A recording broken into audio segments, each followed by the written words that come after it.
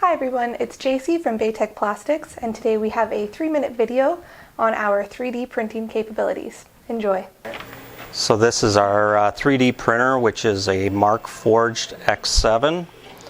It's a continuous fiber reinforced plastic that it's putting out. It's also an FFF, fused filament fabrication, or continuous filament fabrication, CFF. The build size is 330 millimeters by 270 millimeters by 200 millimeters high.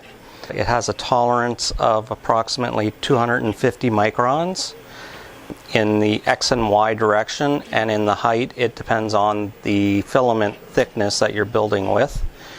That can range as a default from 100 thou, or 0.1 of a millimeter, to 0.05 of a millimeter, or 50 microns.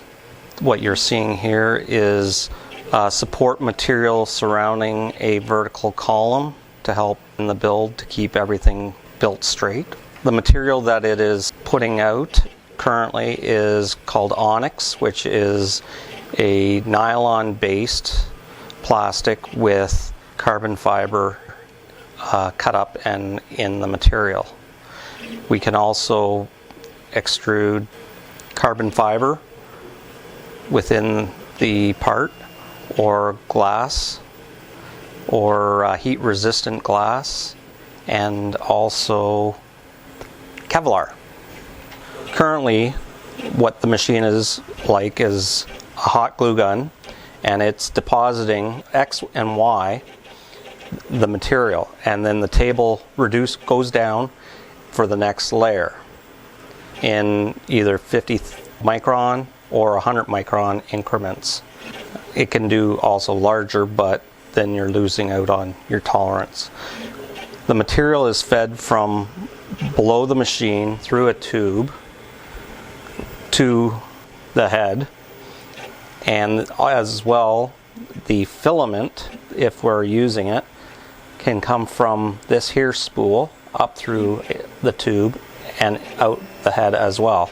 We use the 3D printer for a number of items. One is prototype parts. You can get the touchy-feely of each part as we need it to run through different scenarios in our assembly processes or any other process.